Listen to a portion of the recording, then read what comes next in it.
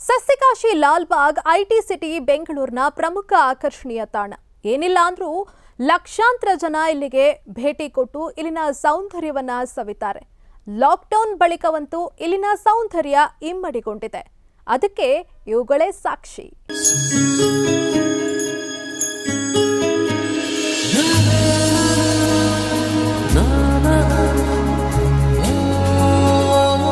ಹೌದು, ಸಸ್ಯಕಾಶಿ ಅಂತಾನೆ ಹೆಸರು ಮಾಡಿದ ಲಾಲ್ಬಾಗ್ ಬೆಂಗಳೂರಿನ ಪ್ರಮುಖ ಆಕರ್ಷಣೀಯ ಕೇಂದ್ರ. ಡೆಡ್ಲಿ ಕೊರೋನಾದಿಂದ ಸಿಲಿಕಾನ್ ಸಿಟಿ ಜನ ಮನೆ ಒಳಗೆ ಸೇರಿದ್ರೆ ಉದ್ಯಾನ ತುಂಬೆಲ್ಲ ಹಕ್ಕಿಗಳ ಸಂಕುಲ ಬಹುಬೇಗನೆ ಹೆಚ್ಚಾಗಿದೆ. ಸುತ್ತಲೂ ಹಚ್ಚ ಹಸಿರಿನ ಹೊದಿಕೆಯಿಂದ ಸದಾ ಕಂಗೊಳಿಸ್ತಾ ಇರುವ ಲಾಲ್ಬಾಗ್ ಇದೀಗ ಕೊರೋನಾದಿಂದ ಮತ್ತೆ ಕಳೆಕಟ್ಟಿದೆ.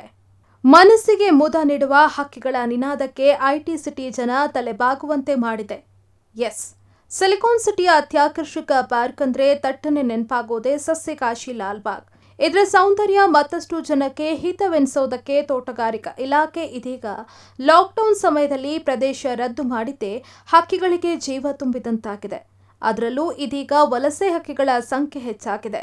ವಾಹನಗಳ ಒಳ ಸಂಚಾರಕ್ಕೆ ನಿರ್ಬಂಧ ಹೇರಿದೆ.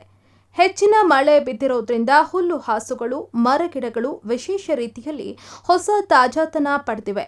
ಈ ಸೀಸನ್ನಲ್ಲಿ ಹಣ್ಣುಗಳು ಬಿಟ್ಟಿರೋದ್ರಿಂದ 10ರಿಂದ 12% ಹೊಸ ಹಕ್ಕಿಗಳ ಸೇರ್ಪಡೆಯಾಗಿದ್ದು ವಲಸೆ ಹಕ್ಕಿಗಳ ಸಂಖ್ಯೆಯೂ ಹೆಚ್ಚಾಗಿದೆ. ಒಟ್ಟಾರೆಯಾಗಿ ಕೊರೋನಾ ಮಧ್ಯೆ ಸಿಲಿಕಾನ್ ಸಿಟಿಯಲ್ಲಿ ಉದ್ಯಾನ ಸೌಂದರ್ಯ ವೃದ್ಧಿಯಾಗಿದ್ದು, ಜೊತೆಗೆ ಜೀವರಾಶಿಗಳಿಂದ ಲಾಲ್ಬಾಗ್ಗೆ ನವ ಚೈತನ್ಯ ತುಂಬಿದಂತಾಗಿದ್ದು ನಿಜ. News desk, express TV.